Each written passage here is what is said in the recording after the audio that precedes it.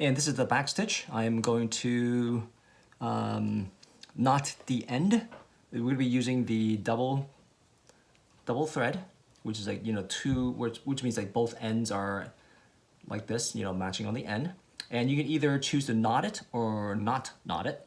If you want to knot it, you can just go like this, wrap around the finger, go like this, and like that. And then you can trim the edge off. Like that. That's one way of doing it if you want to knot it. The other way, usually I don't knot it, and so what I do is that, just gonna remove this here.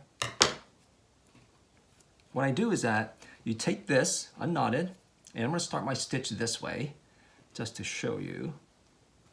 I go to the end, let's say, well actually this one here, go to the end here, and don't pull all the way through, just when you have enough little thread there. Actually, I'm just gonna remove this pin there. And then what you're gonna do, you're gonna tack it. Tacking means you're gonna stitch in the same spot 3 or 4 times, like this. And I'm not going through all layers. So as you can see here. So I'm not going through all layers. And so but when you're tacking it, when you're sewing the same spot 3 or 4 times, that creates its own knot, its own anchor. Okay, so now this is going to be the back stitch. And so you start off like this. Let's say about maybe almost ½ an inch here. And then, so rather than going forward, you're going to go backwards. Go back half the stitch length like this here. Here. And then you're going to go forward also like this. Here, and then go back like this, go forward like the ½ an inch or so, or 3/8 I think, like this. Make sure your stitches are taut, not too tight, but also not too loose, like this. And go backwards again, like this. Go forward, the regular stitch length. So every time you go forward, you're gonna go backwards. Like this, make sure it's taut.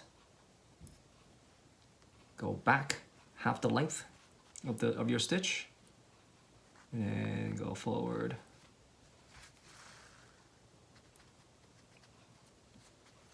Like that there. Except this one's not behaving, but there we go.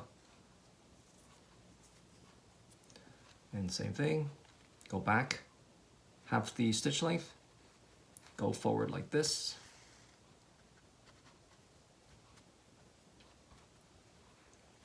Go back and go forward.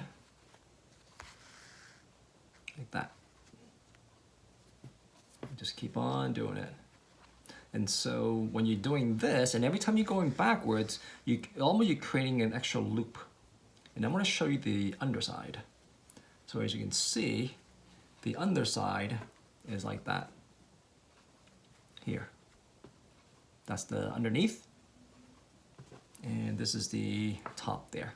And so this was the stitch, or this was the hand stitch used before the advent of sewing machines, and because of the the looping stitch that it creates, that holds on to the two layers of fabrics together, this is really strong.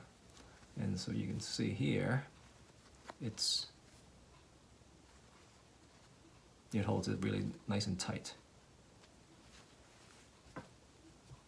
So this is the back stitch.